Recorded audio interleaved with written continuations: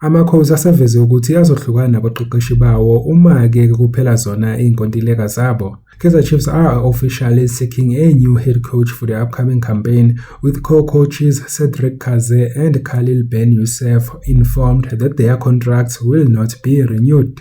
Abanye-ke mhlambe bebilindele ukuthi-ke mhlambe-ke bangahlala labaqeqeshi ngoba benze kahle-ke laphana kwi-Betway Premiership, beqeda khona ku-number 3 bequalifya for i-CAF Confed Cup. Kodwa-ke amakhosi asevezile ukuthi-ke bazoshiya makuphela zona-ke iy'nkontileka zabo ngoJune. We would like to extend our gratitude to the coaches for their dedication and contribution and wish them all the best in their future. So bengakaveli-ke ukuthi amakhosi awubani asakhuluma naye kwamanje in terms of the new coach, kodwa-ke okhona-ke simaziyo sonke nguyeke uPeter Mosimane. So we'll have to wait and see in the upcoming days. I'm sure-ke azovela amagama-ke abo abaqeqeshi abazobe-ke befuna ukuthi-ke baye khona-ke laphana eNaturena.